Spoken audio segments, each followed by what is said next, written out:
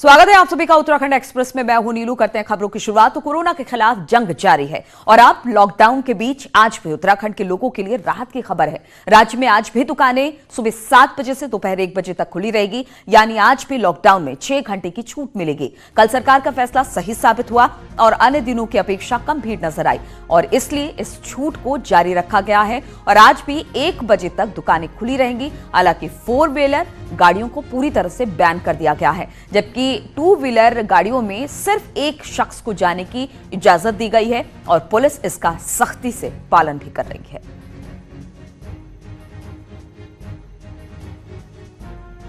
तो सरकार ने जो फैसला लिया था उसको लेकर सरकार को लग रहा है कि व्यवस्था ठीक ठाक है, इसलिए आज भी 7 बजे से 1 बजे तक तमाम दुकानें खुली रहेंगी। इस दौरान जरूरी सामानों की खरीदारी कर सकते हैं लोग और सरकार ने कल जिस तरह से किया था आज उन्हें लगा कि इसको कंटिन्यू करना चाहिए, क्योंकि कल लोगों की तादाद थोड़ी सी कम थी।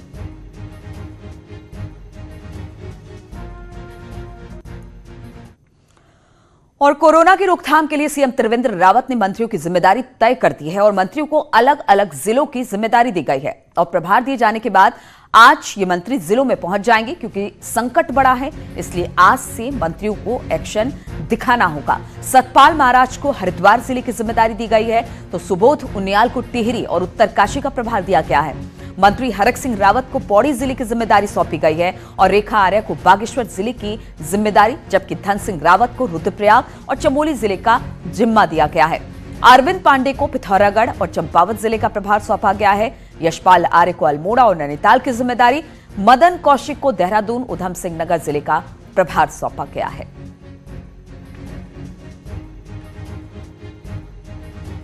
और बातचीत करने के लिए दीपांकर इस वक्त हमारे साथ फोन लाइन पर जुड़ गए हैं। दीपांकर, व्यवस्थाएं सरकार पूरी तरह से कोशिश कर रही है कि दुरुस्त रहे, लोगों को परेशानी ना हो और इसके लिए आज भी 7 से लेकर 1 तक दुकानें खुली रहेगी और साथ ही सभी मंत्रियों को निर्देश दे दिए गए हैं कि आप अपने अपनी जगहों पर जाइए। कुछ जिले आपको सौंप दिए गए हैं, वहां पर किस तरह से कोरोना को लेकर जो तैयारियां सरकार की तरफ से वो सही हो रही है कि नहीं, उसको आप देखिए। तो तमाम तरह से पुख्ता करने की कोशिश, अपने इंतजामों को सरकार। बिल्कुल नहीं। पहला सवाल जो आपका है कि 7 से 1 बजे तक का जो राहत दी है सरकार ने कि इस दौरान आप सामान खरीद सकते हैं, जरूरी सामान खरीद सकते हैं, लेकिन निर्देश वही है कि आप जो एक सोशल डिस्टेंसिंग वो मेंटेन करें। अगर वो मेंटेन नहीं होगी तो फिर सरकार को अपना फैसला बदलना पड़ेगा। लेकिन फिलहाल अगर लोगों की तरफ से सहयोग मिलेगा तो सरकार का ये कहना है कि 7 से 1 बजे तक का फिलहाल जो ये आदेश है ये जारी रहेगा, लोगों को राहत जारी रहेगी। इसके अलावा दूसरी बात आती है कि मंत्रियों को जिम्मेदारी सौंपी गई है सभी डिस्ट्रिक्ट की, 13 डिस्ट्रिक्ट की। खास बात यह है कि मुख्यमंत्री खुद यहाँ से मॉनिटरिंग कर रहे हैं देहरादून राजधानी से, बाकी मंत्रियों को अब डिस्ट्रिक्ट्स में जाना होगा। डिस्ट्रिक्ट्स में प्रॉब्लम इस तरीके से है कि जैसे खाद्यान्न कहीं नहीं पहुंच पा रहा, गैस सिलेंडर की सप्लाई तमाम जगहों पर नहीं है। 9 डिस्ट्रिक्ट पूरी तरीके से पहाड़ी डिस्ट्रिक्ट है, जहां बिल्कुल आपको बॉर्डर तक सामान पहुंचाना है, वहां सामान समय पर पहुंच सके। नंबर 2 बात की जो विदेश से लोग लौटे हैं या फिर देश के दूसरे शहरों से लौटे हैं, उनको क्वारंटीन करना, आइसोलेशन की व्यवस्था करना। तो अब अगर मंत्री डिस्ट्रिक्ट्स में रहेंगे तो डीएम, सीएमओ और मंत्री मिलकर व्यवस्थाओं को दुरुस्त कर सकते हैं और यही उम्मीद की जानी चाहिए कि ये व्यवस्था और सुधरेंगी। बिल्कुल। और दीपांकर, लोगों में किस तरह से है? लोग अब पैनिक नहीं कर रहे हैं, क्योंकि कल जिस तरह से 7 से 1 खुला था, सरकार का यह कहना था कि उस दौरान लोगों ने सोशल डिस्टेंसिंग भी मेंटेन की है और भीड़ भाड़ भी कम थे और यही वजह रही कि आज इसको कंटिन्यू किया गया है। यानी कि लोग भी अब समझ रहे हैं कि स्थिति, जो सारी व्यवस्थाएं बनाई गई है वो हमारे लिए ही बनाई गई है। बिल्कुल, जिस तरह की खबरें दुनिया भर से आ रही हैं और जिस तरह सोशल मीडिया, इलेक्ट्रॉनिक मीडिया, सारी चीजें सामने है, उससे यूरोप के जो हालात है, अमेरिका के जो हालात हैं, अब लोगों को समझ आने लगा है कि हालात बेहद मुश्किल है। महाराष्ट्र, केरल के जिस तरह के हालात लगातार वहां नंबर बढ़ रहा है, तो लोग इस बात को समझ चुके हैं कि अगर हम घर से बाहर निकले तो मुश्किल हमारे लिए ही खड़ी होगी। तो लोग इस बात को अब समझ रहे हैं, लेकिन क्योंकि अभी लंबा लॉकडाउन है, 14 अप्रैल तक का लॉकडाउन है, तो लोगों को राहत रखनी होगी, धैर्य रखना होगा और सचेत रहना पड़ेगा कि कहीं पर भी सोशल डिस्टेंसिंग फॉर्मूले को लागू करें और खुद को बचाएं। बिल्कुल। और इसका यही एक पालन है कि आप सोशल डिस्टेंसिंग को मेंटेन करें, आप थोड़ा सा धैर्य रखें, क्योंकि ये कोरोना संक्रमण का काल है और इसमें सबको धैर्य रखने की बहुत ज्यादा जरूरत है। बहुत बहुत शुक्रिया आपका दीपांकर, तमाम जानकारी हम तक पहुंचाने के लिए। और कोरोना वायरस से लड़ रहे उत्तराखंड से एक अच्छी खबर भी आई है। स्पेन से लौटे दून हॉस्पिटल में भर्ती कोरोना पॉजिटिव तीनों प्रोबेशनर्स आईएफएस में से एक आईएफएस को पूरी तरह से ठीक होने पर कल शाम हॉस्पिटल से डिस्चार्ज कर दिया गया है, जबकि कोरोना पॉजिटिव 2 अन्य आईएफएस की फर्स्ट रिपोर्ट भी नेगेटिव आ गई है। डॉक्टरों के अनुसार दोनों आईएफएस की हालत में अब सुधार है। दूसरी रिपोर्ट भी नेगेटिव आते ही उन्हें भी अस्पताल से छुट्टी दे दी जाएगी। मुख्यमंत्री त्रिवेंद्र सिंह रावत ने इस पर खुशी जाहिर की है और ट्रीटमेंट में लगे मेडिकल स्टाफ को बधाई भी दी। दूसरी ओर रसिया टूर से लौटे 34 आईएफएस प्रोफेशनल्स और फैकल्टीज मेंबर्स की 14 दिन की क्वारंटाइन अवधि भी आज समाप्त हो जाएगी। ये सभी लोग स्वस्थ हैं। इनमें Indira Gandhi national forest academy के डायरेक्टर ओमकार सिंह भी शामिल हैं।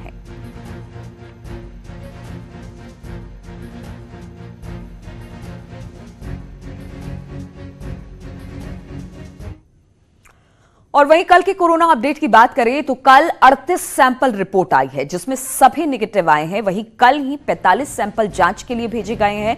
पूरे प्रदेश की बात करें तो 1839 लोग होम क्वारंटाइन किए गए हैं। तो एक अच्छी खबर कही जा सकती है कि फिलहाल जो सैंपल आ गए हैं उनमें 38 के जो सैंपल रिपोर्ट आई है उसमें सभी नेगेटिव है। वहीं कल ही 45 सैंपल जांच के लिए भेजे गए हैं, जबकि पूरे प्रदेश की बात की जाए तो 1839 ऐसे लोग हैं जिनको होम क्वारंटाइन किया गया है।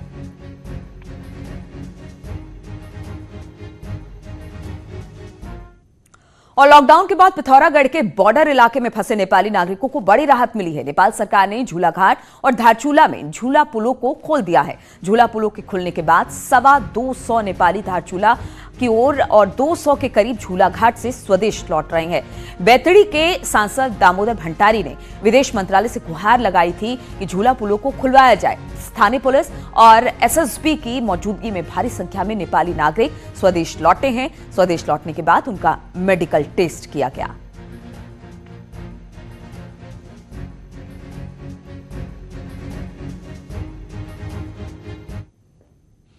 और दिल्ली में फंसे 109 लोगों को पहुंचाया गया है घर। हम आपको बता दें, त्रिवेंद्र सिंह रावत ने प्रवासियों के लिए पहल की है। उत्तराखंड सदन में जांच कराने के बाद ये लोग घर भेज दिए गए हैं। रोडवेज की 3 बसों से गढ़वाल कुमाऊं में ये तमाम प्रवासी अब अपने अपने घरों की तरफ भेजे गए हैं। हमें नंबर दिए, यहाँ के गवर्नमेंट नंबर दिए, ये हेल्प कर रहे हैं करके, तो हमने कॉल और की। तो उसके बाद हमें पता चला दिल्ली में रैन बसेरा है, वहाँ जितने भी वहाँ उत्तराखंड के लोग फंसे हैं उन्हें वहाँ रख रहे हैं। तो हम वहाँ रुके। फिर वहाँ गवर्नमेंट जो ऑफिशियल्स थे उन्होंने फूड वूड प्रोवाइड किया, 2 टाइम का खाना प्रोवाइड किया अच्छा, और चाय नाश्ता प्रोवाइड कर रहे थे अच्छे से।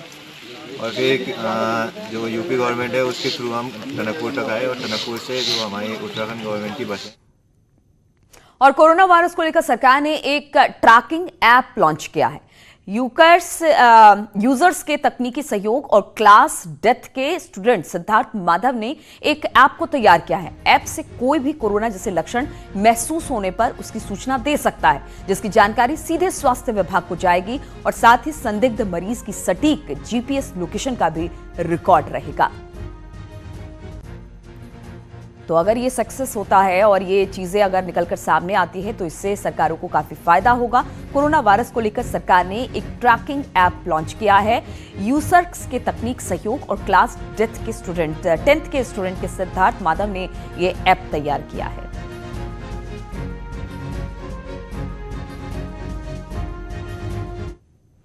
और कोरोना वायरस के खिलाफ चल रही लड़ाई में अब राज्यसभा सांसद अनिल बलूनी ने आगे आकर कोटद्वार वासियों की मदद के लिए हाथ बढ़ाए हैं। उनकी टीम द्वारा कोटद्वार में गरीब लोगों को चिन्हित कर मोदी किट की खाद्य सामग्री वितरित की जा रही है। और मोदी किट में एक परिवार के 3 दिन का राशन रखा गया है, जिसमें आटा, चावल, चीनी, चायपत्ती, नमक, मिर्च, मसाले, हल्दी और सरसों तेल भी शामिल है।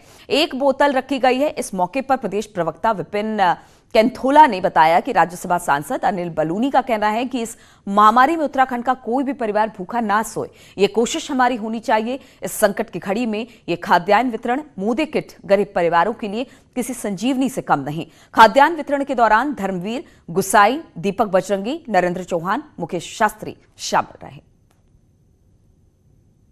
तो राज्यसभा सांसद अनिल बलूनी जी, ठीक है, उन्होंने व्यवस्था की है। उन्होंने कोई भी व्यक्ति भूखा नहीं सोना चाहिए। ठीक है, तो उन्होंने मुझे बनवाई है, इस इससे समय लगा काम हम तो कोई कर नहीं रहा। कोई बात नहीं, कोई बात नहीं, हम लोग हैं आपके साथ, बलूनी जी की तरफ से आपके लिए, ठीक है।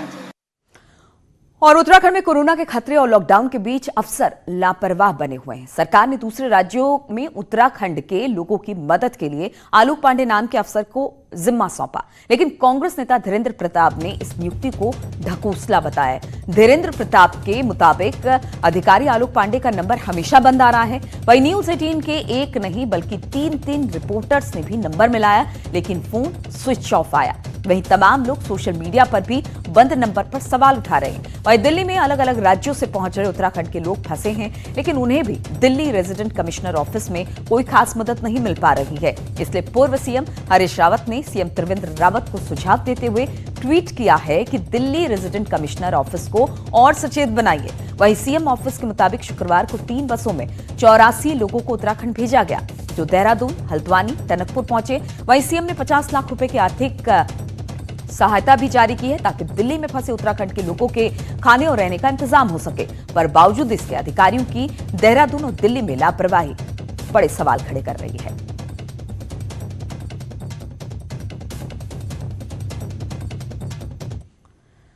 और रामनगर में न्यूज 18 की खबर का एक बार फिर से दमदार असर देखने को मिला है। न्यूज 18 ने प्रमुखता से दिखाया था कि किस तरह से खनन के मजदूर लॉकडाउन के दौरान भुखमरी के कगार पर पहुंच गए हैं। खबर चलने के बाद प्रशासन ने इनका संज्ञान लिया और 12 बसों में खनन के मजदूरों को डॉक्टर के परीक्षण के बाद उनके घर भेज दिया गया है।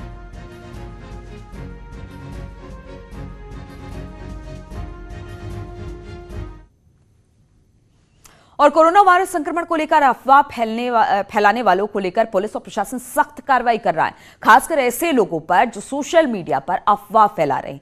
ऐसा ही एक मामला सामने आया है खरसाली गांव में प्रकाश में, जहां पर कुछ लोगों ने व्हाट्सएप ग्रुप में एक व्यक्ति को कोरोना वायरस पॉजिटिव बताकर अफवाह फैलाई, जिससे गांव में दहशत का माहौल बन गया। पुलिस ने कार्रवाई करते हुए एक अज्ञात व्यक्ति के खिलाफ केस दर्ज कर लिया है। अभी कुछ दिनों पहले एक सूचना आई थी कि खरसाली में कोई आदमी बीमार है। उसके लिए हमने यहाँ से एम्बुलेंस भेजी, उसका चेकअप हुआ, देहरादून रेफर हुआ। देहरादून में उसकी रिपोर्ट आई, वो नेगेटिव है। ये बात यहाँ ख़त्म हो गई। पर उसके बाद कुछ लोगों द्वारा अफवाह फैलाई जा रही थी कि बड़कोट शहर में एक आदमी कोरोना वायरस से पीड़ित है जो घूम रहा है। जब हमारी मेडिकल और बाकी उसकी सूची की जो है तहकीकात की गई, उसकी जांच की गई, तो जांच में ये पाया गया कि वो सूची जो है कोई जो है फर्जी तरीके से किसी व्यक्ति के द्वारा बनाई गई है। तो उसी को दृष्टिगत रखते हुए जो संबंधित थाना है एसओ को जो है निर्देशित कर दिया गया है उसमें मुकदमा दर्ज करने के लिए। और आजकल देश में लॉकडाउन के दौरान सोशल डिस्टेंसिंग की खूब बात की जा रही है, लेकिन क्या आपने सोशल पिटाई देखी है? अगर नहीं तो ये रिपोर्ट देखिए। लॉकडाउन के दौरान पुलिस के लाठी चलाने के वीडियो आपने देखे होंगे। पौड़ी में लॉकडाउन के दौरान सोशल डिस्टेंसिंग का उल्लंघन करने पर एसडीएम अंशुल सिंह ने युवक की जमकर पिटाई कर दी, लेकिन बाद में साहब को अपनी गलती का एहसास हुआ तो युवक के अपने पास बैठाकर खूब समझाया। नदीम थे, अमित था, मैं था, हम लोग वहाँ गए थे। तो वहाँ जब दुकान पे पहुंचे तो बहुत भीड़ थी, 4 या 5 लोग थे। तो उसमें फिर हम जब कार्रवाई कर रहे थे तो 1-2 पेटे नदीम को पड़ गए। अच्छा, नदीम को चोट भी लगी और उसका हमें भी दुख है। ऑन द स्पॉट सजा देने वाले एसडीएम साहब को इंसानियत याद आई या याद दिलाई गई ये तो नहीं पता, लेकिन पिटने वाले युवक को भी अपनी गलती का एहसास हुआ तो उसने भी एसडीएम साहब से बड़ी दरियादिली दिखाते हुए न केवल उन्हें माफ कर दिया बल्कि इस बात पर खुशी भी जाहिर की कि उनकी पहली बार पिटाई हुई है। मुझे सर ने मारा, कोई बात नहीं, मैं तो अच्छा लगा, पिटा पहली बार। पर ये है कि मैं आगे से मेंटेन करूंगा। मैं मेंटेन ही कर रहा था, दरअसल वहाँ लोगों को लगा था वो सर थोड़े इरिटेट होके आए कहीं से। अब लोगों को जब हैंडल करना पड़ता है तो वही आता है, तो बस इसी वजह से आप लोग सब कोशिश करिए कि दूर रहिए सबसे।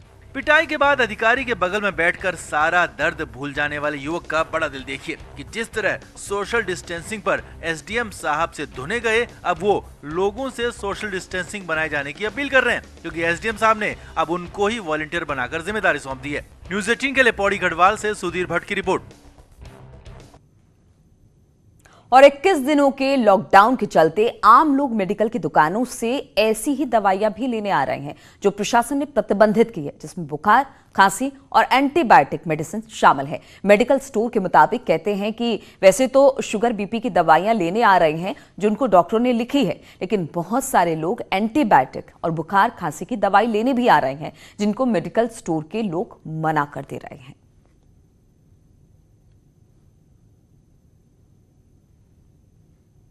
परेशानी है जो इस तरह की दवाइयां चल रही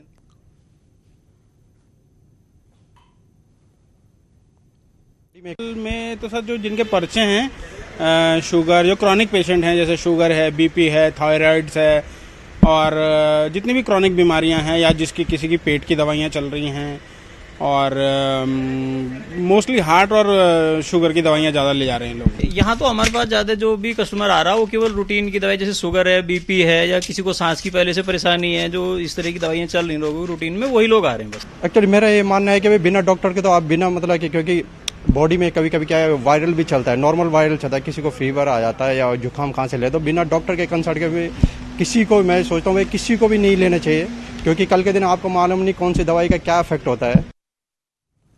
और पिथौरागढ़ में लॉकडाउन की वजह से रसोई गैस सिलेंडर की किल्लत हो गई है, जिसको लेकर यहां पर मारामारी मची है। आलम यह कि कई जगहों पर पुलिस के पहरे में लोगों को गैस सिलेंडर बांटने पड़ रहे हैं। दरअसल लॉकडाउन के पहले पिथौरागढ़ को जोड़ने वाला NH5 5 दिन तक बंद रहा था, जिसकी वजह से रसोई गैस की किल्लत बनी हुई थी और इसको लेकर लोग मारामारी करने लगे। वहां पर एक साथ कई लोग पहुंचने लगे। बाद में पुलिस ने इनको अलग अलग करके फिर गैसों का वितरण किया। ब्रेक के बाद एक बार फिर से आप सभी का स्वागत है। लॉकडाउन के दौरान अपने आप को स्वस्थ रखने के लिए योग को अपना सकते हैं आप। हमारी संवाददाता कंचन डोगरा ने अनुलोम विलोम को चेयर पर बैठकर किस तरह से किया है वो आपको दिखाते हैं, जो आपको शरीर की प्रतिरोधक क्षमता को बढ़ाने में मदद करेगा। कोविड-19 वायरस जिससे आज पूरी दुनिया लड़ रही है और हम सबको इस लड़ाई में साथ मिलकर चलना है। मैं इस समय अपने ऑफिस में हूं, आप इस समय अपने घर पर अगर हैं, आप क्वारंटाइन हो रखे हैं अपने घर पर, तो ये मत समझिए कि आप कैद हो गए हैं। आप घर में छोटे छोटे योगासन करके अपने आप को ढेरों फायदे पहुंचा सकते हैं। आज हम बात करेंगे अनुलोम विलोम प्राणायाम की। बेहद आसान है इसे करना, इसके बेहद कई इसके फायदे हैं जो मैं आपको एक एक करके बताऊंगी। सबसे पहले आप इसकी आसान विधि जानिए कैसे किया जाता है। मैं ऑफिस में हूं, आप अगर घर पे हैं, आप श्योर घर पे ही होंगे, और मजबूरन आप भी अगर ऑफिस में निकले तो आप ऑफिस में भी कर सकते हैं इस प्राणायाम को। आप एक सबसे इजी पोस्चर में आ जाइए, जो सबसे कंफर्टेबल पोजीशन आपको लगे। चाहे आप सोफे पे बैठिए, चाहे आप चेयर पे बैठिए। मेरी तरह अगर मैं चेयर पे हूं, आप अगर घर पे हैं तो आप बेड पे बैठ सकते हैं, आप फ्लोर पे बैठिए, जहां आपको कंफर्टेबल फील हो आप वहां बैठ जाइए एकदम सुखासन में। उसके बाद आप अगर राइटी हैं तो अपना राइट हैंड, लेफ्टी हैं तो आप अपना लेफ्ट हैंड इस्तेमाल करेंगे। थंब, अंगूठे को आपको सबसे पहले उसे हाथ की तरफ की नाक को प्रेस करके बंद करना है, जिस हाथ को आप इस्तेमाल कर रहे हैं उस तरफ की नाक आप बंद करेंगे। Take a deep breath. उसके बाद अंगूठे के जस्ट नेक्स्ट फिंगर जो होते हैं उसे हिंदी में तर्जनी कहा जाता है। उससे जब आपने सांस रोकी, तर्जनी उंगली से अपनी दूसरी तरफ की नाक के छिद्र को बंद करिए और जो सांस आपने रोकी थी उसे रिलीज कर दीजिए, छोड़ दीजिए। इसे कहते हैं अनुलोम विलोम प्राणायाम। दिन में आपको 10 से 15 मिनट तक इसको करना है और यकीन मानिए इसके बहुत सारे फायदे हैं।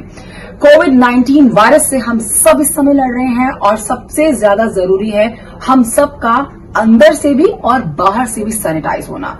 तो इसका सबसे बड़ा फायदा ये है कि आप सैनिटाइज होते हैं, स्वच्छ होते हैं, अंदर से आप निरोग रहते हैं। उसके अलावा आपके फेफड़े जो हैं बिल्कुल सही तरीके से काम करते हैं, स्ट्रांग होते हैं। इसके अलावा आपके हार्ट की जो प्रॉब्लम है वो खत्म होती है, कम होती है। और इस टाइम पे हम सबको अपने शरीर को मजबूत रखना है, स्वस्थ रखना है, इसीलिए अनुलोम विलोम प्राणायाम करना बेहद जरूरी है। इसी के साथ कल आपसे फिर होगी मुलाकात एक ऐसे ही हल्के फुल्के से योगासना के साथ। रखिए अपना खास ख्याल। नमस्कार। तो इन्हीं तमाम खबरों के साथ इस बुलेटिन में फिलहाल इतना ही। रुकेंगे छोटे से ब्रेक के लिए, लेकिन ब्रेक के बाद भी लगातार यहां खबरों का सिलसिला जारी है।